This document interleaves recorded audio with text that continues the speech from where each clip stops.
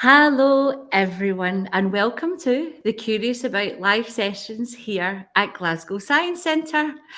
My name is Gillian, and I'm really excited to be here today as we are going to be joined by Kirsty Crawford from the Marine Conservation Society. And Kirsty will take us on an underwater adventure. Now, after a short presentation from Kirsty, I will have the chance to ask her your questions. So if there's anything at all you'd like to know, please send your questions to us through our YouTube chat box, and I'll get through as many as I can. But it is time to say hello, Kirsty. Thank you so much for joining us for our live sessions today. It's over to you. Hi, thank you so much for having me, and hello everyone that's joining us today. So my name is Kirsty and I do work for a marine charity. We're all about saving the ocean, and today I'm going to be talking to you about how we can help protect Scotland's seas and showing you some of the wonderful animals we have that live there. So just getting my slides up for you now. Here we go. So hopefully there's a couple of schools joining us today, and at the end I'm going to be telling you about the school visits that we do. So if you're a teacher out there listening, that might be something that's interesting to you, and you can contact me using that little address there that's on the screen, and it'll flash up at the end again. So I work as something called a volunteer and community engagement manager. So my job looks a little bit like this. It takes me outside quite a lot, and I get to spend time at the beach and by the sea. I get to work with lots of people that love the sea, so we're all interested in the same thing. I go around schools, just like the ones that you're in just now, telling people about all the wildlife and all the issues that are facing our ocean. I get to travel, so some of these photos are from different islands around Scotland, and I get to work on beach cleans and lots of different activities to help protect the sea. So it's a pretty fun job, and it's really nice to work outside. Now I have a couple of questions for you all, and I'm just going to bring them up on screen now. So this is going to be, in your own time, a kind of hands up, hands down. And at the very end, I am going to come back to the top question, which asks you, what do you know about the ocean? And for that, I'll give you a 10-second countdown on my fingers to put your hand up in class if you have a really cool fact about the ocean that comes to you. Have you read something? Have you done it in school? Seen it on television, on YouTube? Do you know anything really cool about the sea? And if so, that's your chance to tell the class about it. So that comes at the end. I want to start on the second one and ask you all, hands up right now, if you've ever been to the beach or the seaside before, ever. Hopefully some hands going up. Okay, hands down. Pop your hand up if you've been to a beach in Scotland before, in this country. Hands up. And then keep your hand there if you have been to a beach in Scotland and you've also just even dipped a toe in the water before. Maybe you've been for a bit of a paddle, you've ran in and out of the sea again. Hopefully some hands up, maybe some coming down, because I bet it was really cold when you've done that. Fantastic. My next question for you all is, what do you like about the ocean? So let's do some quick fire hands up. Hands up if you like the feeling of sand between your toes, especially if it's a warm sunny day. Hands up if you like seeing the animals near the beach. And hands up if you like to be swimming in the sea. Amazing. So a couple for you about things that we maybe don't like about the ocean. So hands up if it makes you a little bit sad when you see some of the pollution and the litter that's by the beach. That makes me really sad. And one we get quite a lot is hands up if you don't like seaweed. A lot of people don't like the feeling of slimy seaweed getting around their ankles, but I do. It's amazing, and I'll tell you why. So we're going to look back to the last question, which is, what do you know about the ocean? So if a fact had popped into your head, a really cool thing that you know about the sea, now is your chance to tell us. So we're going to have a 10-minute countdown, and I'm going to count down on my fingers. And if the teachers out there want to pick someone that's got their hands up to tell us a really cool fact, then now is your chance. So you have 10, 9, 8, 7, 5, 4, 3, 2, 1. Hopefully you all learned something new about the ocean, and you've got the chance to tell me at the end what your cool ocean fact was. What is so special about Scotland and the sea that we have here? This beautiful, colourful picture was taken right here in Scotland, which surprises a lot of people. We didn't have to go far away. This isn't some kind of tropical water. It's actually off the coast of Arran, the island of Arran, if you know where that is. We have such a special place here in Scotland, and we have 10% of Europe's coastline. 61% of all of the water in the UK is contained in Scotland. We've also got about 800 islands to visit as well. That's crazy. That's so many beautiful marine habitats for us to visit, and more importantly for us to protect. So I'm going to show you a quick video now. And it's called What Did the Ocean Ever Do for Us? It's going to tell you why the sea is so cool and so special. So I'd like to play video now and let you all have a watch at that. What did the ocean ever do for us?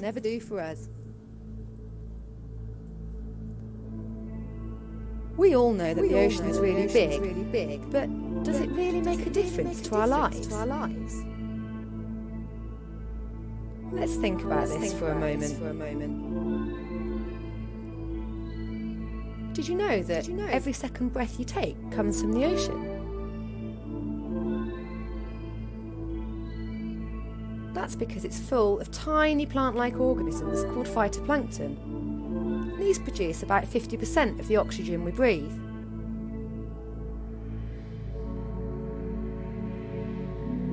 Not only that, the ocean is central to the water cycle, which provides us with fresh water to drink.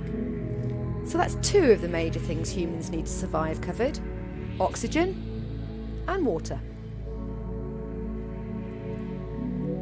Our climate on Earth is also controlled by the ocean,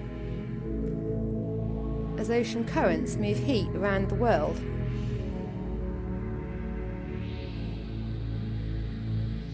As the ocean covers 70% of the Earth, it's vital to international trade and travel.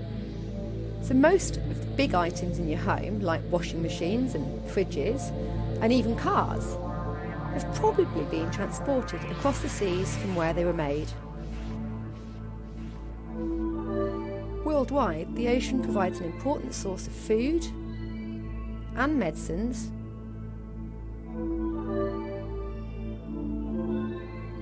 and many people make a living from the ocean too.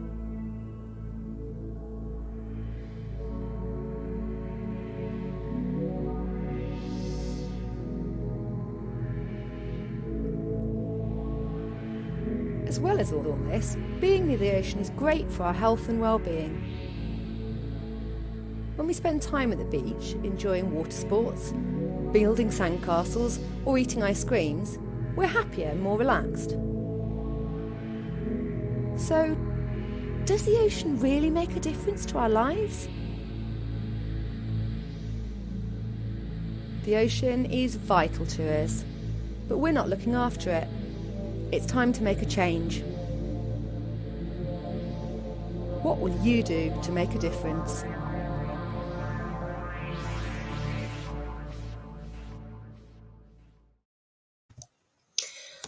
Okay, so I love that little video, but it is throwing quite a lot of facts at us. I wonder if you learned anything new there, or if you can pick out anything that you thought, wow, that's really amazing. For me, it was right at the start when she told us that every second breath that we take, so when we take a big breath in and out like this, every second one is coming from the ocean. Now, what she means by that is the green things that grow in the ocean, like seaweed, there you go, seaweed is amazing, and things like seagrass, they produce oxygen. Who knew? So just like the trees on land, if you can see any out of the window right now, you can see the tops of some green trees, they produce oxygen for us to breathe, but so does seaweed and seagrass and all the green things in the sea. So I think that is a very cool reason. Now, there was one thing missing from the video that we didn't talk about at all. I wonder if you spotted what was missing. So there was no pictures of this thing. We didn't talk about it at all. And my question is the ocean important for any other reason apart from all the ones in the video? Now, some of you might have spotted that the answer is the animals, that the ocean is home to thousands and thousands of amazing creatures. And this is a bit of a sea life safari. So these are 8 Scottish marine species that are really special. These are wildlife that are really cool and that they come and visit Scotland every year, or they live here all year round. So because I'm not with you all today, sadly, I can't ask you. I'd usually get you to shout out at me if you think you know the answer. So we can do answering in our heads as I go along and introduce you to my 8 favourite creatures. So the one on the top, it's in kind of murky water and it's got its mouth wide open like this. I wonder if you've ever seen anything like this before. It's called the basking shark, so well done if that answer pops into your head. And it feeds on something called plankton, which is tiny, tiny, tiny microscopic basic plant life that's in the water. So it'd be a massive waste of energy for our basking sharks if their jaws snapped open and shut to munch down on their food. They simply swim through the water towards you like this, and all of the food's going to filter into their mouth.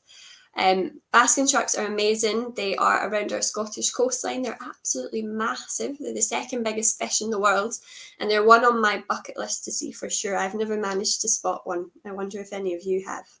Now the next one, get your thinking cap on here. It's half out of the water, but the clue for you all is it's got a big blowhole on the top of its body. What animal breathes using a blowhole that they push water out of?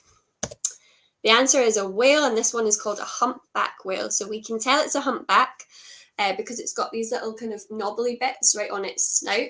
Again, absolutely huge. They visit especially the northern part of Scotland, and they're coming to visit us more and more often. So people are spotting them in the water and then they're reporting them to us, which is great. Do you know, I wonder, the name for if you get a big group of whales or dolphins all together in the one place? I wonder if you know the answer. It's called a pod, actually. And the next photo, the black and white one, I think it's quite an easy one. See if you know the answer. These big black and white animals. They're orca, or also known as killer whales. And this is a pod. Now, my question to you here is, do you think that it's a trick question almost? Are killer whales actually whales, or are they actually dolphins? I wonder if you know. So the answer is dolphin, but they can be quite aggressive. So they are known as the killers of whales. And if you managed to see any clips of the Frozen Planet that was on a couple of weeks ago on TV, these are amazing hunters. The way they hunt in packs to get seals off the sea ice, absolutely amazing. But they do come to Scotland as well, and you can spot them around the north coast. The bird is one of my absolute favourites. Do you recognise it? Really colourful beak. It's called the puffin. Of course it is. So really charismatic. The puffins come in about April along certain coastlines in Scotland. You might have been lucky enough to see one. My favourite fact about the puffin is actually what you call a baby puffin. So a juvenile, a little one, just after it's born. My clue, I do have a clue for you. If you had a baby duck, you would call it a duckling. So if you had a baby puffin, any guesses? You would call it a puffling, which I think is a very, very cute word. Now, the puffins are in a little bit of trouble in Scotland. They are vulnerable on what we call the red list. So you can get species that are absolutely doing fine. Some are vulnerable, some are critically endangered, which is a little bit worse again. And this is all on a scale towards becoming extinct. So our puffins are okay. They're not in too much danger, but there's not enough food for them at the moment to go around. And we can talk a little bit about that more in the Q&A.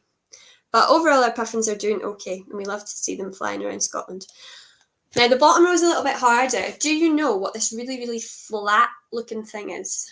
I'll give you clues to how big it is. So if you put your arms out like this right now, you just stretch them as far as they can go. This is how big this animal is from tip to tip. And then if you dip yourself to the side like this is the end of its tail here, and this would be the tip of its snout all the way up here. So it's like a big giant floating box, and it's not a stingray. So some people say stingray, not a stingray. It's called the flapper skate. I wonder if you have heard of it at all. It is quite an endangered animal, and it's very special to Scotland because it was discovered laying lots and lots of eggs in a special little area just off the coast of the Isle of Skye. So if you're joining us from Skye, hello to you. The flapper skate is one of your special species. The next one, maybe a slightly easier one, scuttles along the sea floor. You can see that it's got a shell on its back, and it's actually coming up to another shell and investigating it. Do you know what animal makes its home out of shells? It's the hermit crab.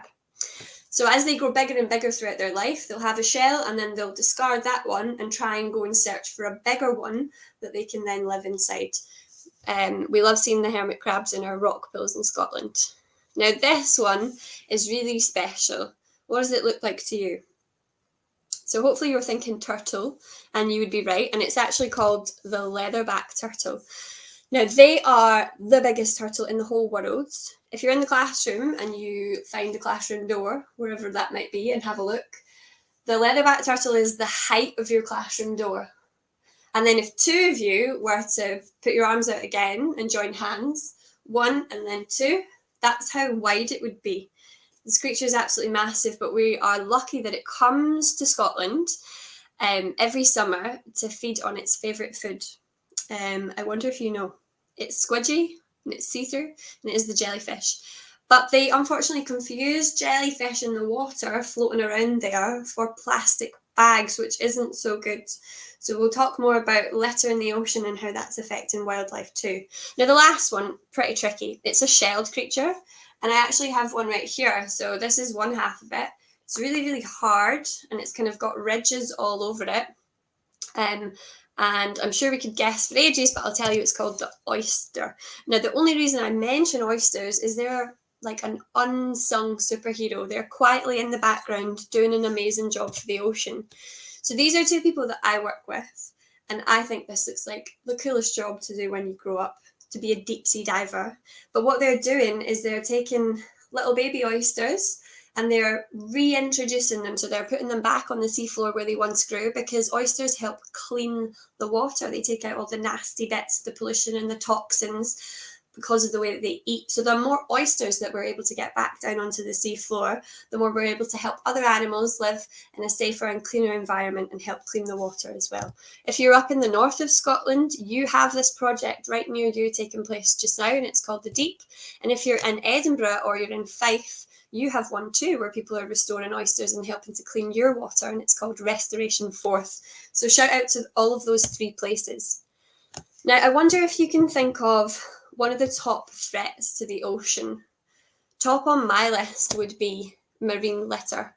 But I also am going to quickly talk to you about climate change and something called overfishing. And we're going to start with climate change.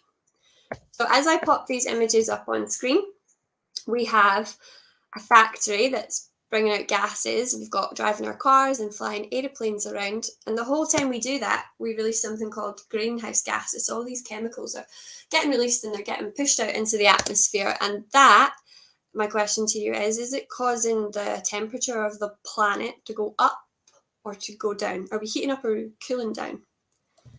Hopefully, and you've spotted the colour pink as well, that we are getting a little bit hotter, and that's called global warming. So everything is on the up. So we want to think about hotter summers and maybe wetter winters or heavier rainfall, and also crazy stormy weather effects, winds and thunder and lightning as well. If we're out at sea, I bet you can tell me the relationship between a really warm, hot summer and then the ice caps up in the polar regions. So we do know that they are melting, and once they start to melt, all that water from the ice melt is adding to the level of the sea, and it's starting to bring the level of the sea across the whole world up a little bit at the same time. So although I'm going through the negatives, there are lots of positives to this as well. Stormy weather effects are causing waves, which are causing some damage down on the seabed. And this is a little bit of a tricky one to get your head around, but this can be your new word for the day. Is the gases that are released in our atmosphere, when they hit the water, a chemical reaction happens and it makes something called carbonic acid. So if you want to try and drill that into your head, that can be your new word for today, which is carbonic acid. A little bit of a tongue twister as well. All that means is that the creatures out there with hard shells, so a bit like our oysters and crabs, lobsters or sea turtles, other different types of shells out there, they're having a wee bit of a hard time with this chemical reaction. When it hits their shell, it can damage them, it can make them weak, and it can make them grow more slowly. So ideally, we want to stop seeing so many of the gases in our atmosphere so that the ocean has time to thrive and recover. And this little shell, this little sea shell that you can see, is an example of what might happen if that didn't stop. So on day 1, he's a solid little shell. He's absolutely happy and he's fine. But by day 45, what you can see happening is he's become like a little ghost almost. So he's really see-through and transparent because his shell has been weakened and has started to dissolve. So that could happen to all of our other animals out there that have a shell in the ocean if we don't do something about it, which I'm sure we will. So there's no need to panic. Now, also to help with climate change, we have 2 cool things that you can get involved in that we offer in our visits to schools. And one is a jellyfish survey. So instead of being freaked out by our jellyfish, a good thing to know is the moon jellyfish there. That one can't actually sting you, the one that's like really see-through with 4 circles in the middle. But jellyfish can tell us loads about the changing climate and temperature of our ocean. So depending which ones, like the ones on the left, wash up on the beach, can tell you if the ocean is heating up in this section and why jellyfish are moving the way that they do. We have another thing that we do exactly the same with seaweed as well. We get you out looking in the rock pools and helping to be little scientists for the day and tell us all about seaweed. Now, I'll quickly go through my final section. I could talk to you for such a long time, and then we'll go for questions and answers. But marine litter or pollution, rubbish on our beach is one of the most important things that we do at the Marine Conservation Society. So we pick up everything that we can find on our beach cleans, but most importantly, we tick off what we're finding. Now, this is really important. So if we'd done it today and we came back a year from today, we would be able to compare. So we could see, right, we found 45 bottles and 5 bags and 25 cotton bud sticks today. And then what did we find in 1 year's time? So is the situation getting better or is it getting worse?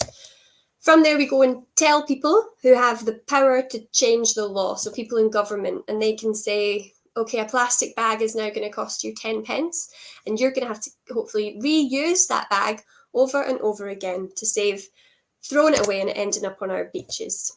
So the beach programme looks something like this. Everybody's super happy to be getting involved, picking up the litter on our beaches. And they fill out this snazzy little form that we get adults to help them with. So this is where we collect all our data. This is the sciencey part of what we're doing. If you're in a school that's not near a beach, don't worry. We also have this sheet for you too, which is a source to see litter quest. So if you're inland, you can also tell us what you're finding. Now, I wonder if you can guess the top 5 objects that come in. So once we've checked all the data, what do you think is the worst thing, the number 1 thing that we find on our beach? I wonder if you can pick number 1 for me from the things that are on our screens. We've got plastic, string packets, wet wipes, and glass. Now, hopefully, we're all in agreement that number 1 is plastic. The second worst thing is actually wet wipes that people are flushing down the loo and then they're washing out to sea.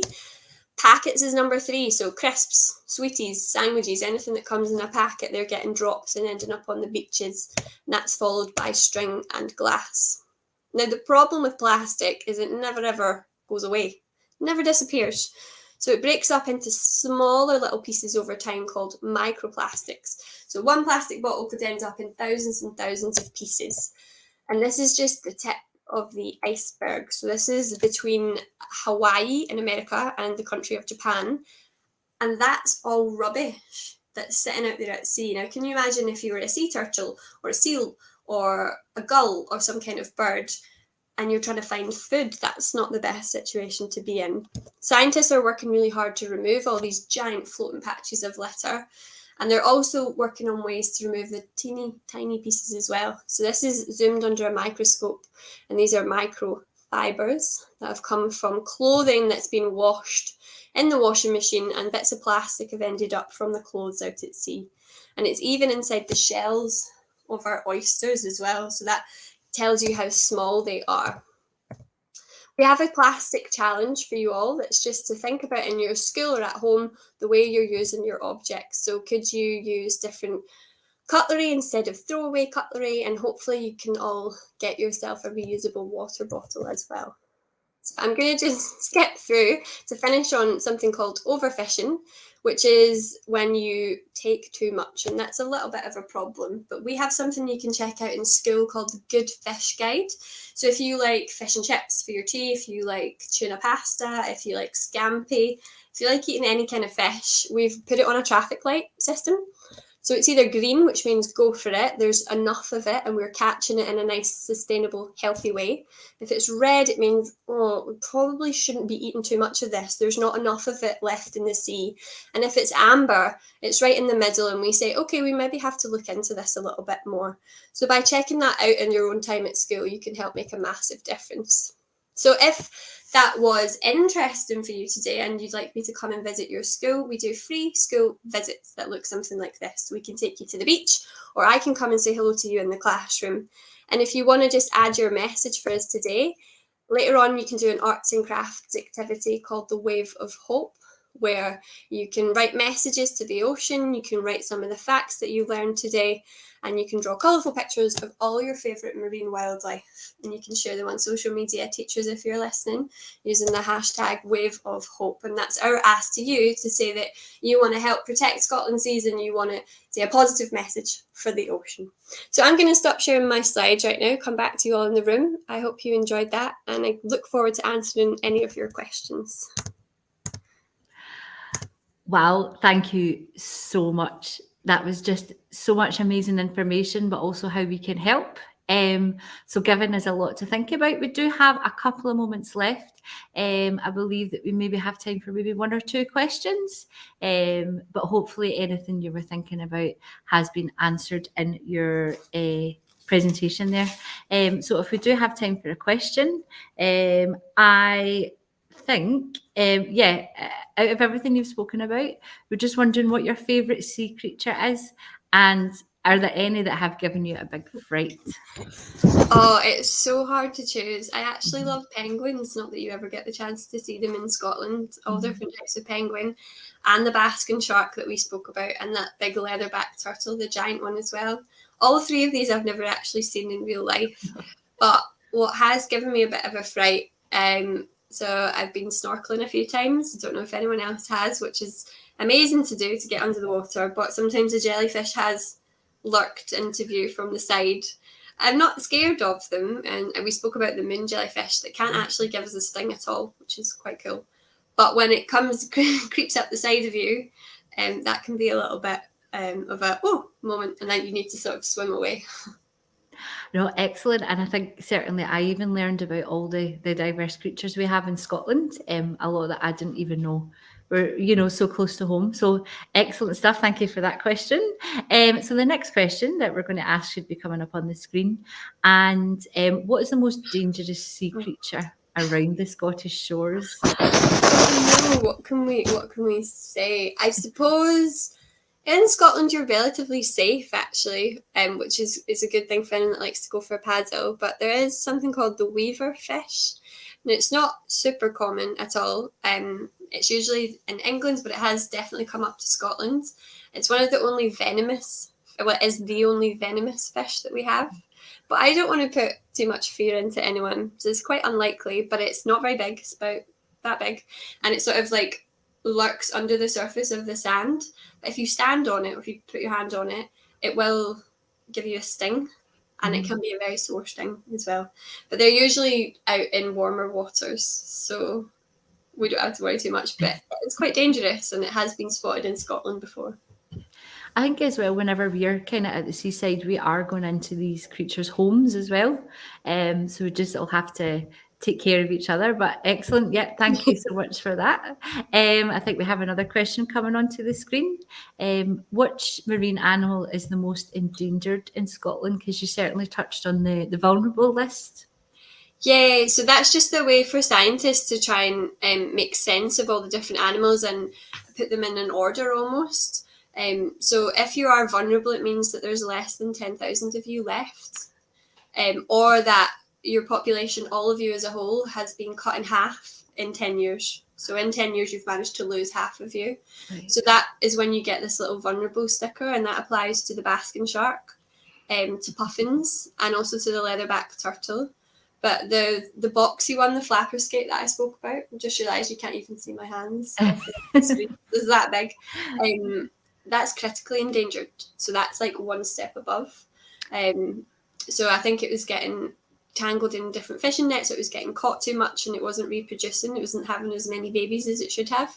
But now it's got a new egg laying site in Skye. So the flapper skate should be nice and protected going forward. Oh, excellent. And as you said, you've touched on all the good work towards preserving our sea life. So that's good news. That's excellent to hear. Thank you for that. And we do have one last question for you. It should be coming up on the screen. And I think this is really important. What can we all do at home to take care of the sea and to protect Scotland's marine life? Oh, that's such a good question. So the beach cleans that I spoke about are a really good way, but especially if you don't live by the beach as well, it's thinking about the litter that we maybe even see on our streets. It makes its way out to sea somehow. So it might blow into a little river that you live nearby, and then the river makes its way out to sea. So we're all connected. And, you know, it has such a huge impact on animals. They can get tangled in it. There was a photo of a turtle that had half a straw that got caught on its nose, and that made it a little bit hard to breathe. So we don't think about these everyday objects. They can have an impact on animals. So definitely, like, helping in the community to think about the litter, or joining us on a beach clean. We'd love to see people come out and join us. And for teachers and adults, it's all on our website. You can come out and visit some of our staff who are in Scotland and talk to us a little bit more. But I think, yeah, just thinking about the everyday objects that we use and being sort of kind towards our animals. That's perfect. And I think thank you for highlighting that even if we're not near the sea or near the coastline, we all have a part to play in this. So thank you so much. You've certainly given us all some ideas and things that we can work on. So it's been great going on this underwater adventure with you, Kirsty. Thank you so much. For those of us watching us online or at home, please check out our website at Glasgow Science Centre. We have a Curious About section. Kirsty's also touched on the Marine Conservation Society. So it sounds like there's lots to get stuck into. So thanks again, Kirsty, for joining us today. Thank you to everyone for joining us at school and at home and online. I hope you have a great day. There will be a survey coming up. The link will be in our YouTube chat box. So please fill that in. Let us know what you thought about today's session, and you can help to shape future ones as well. So thank you again. My name is Gillian. We've been here at the Curious About live sessions. From all of us here, have a great day, and thank you from Glasgow Science Centre.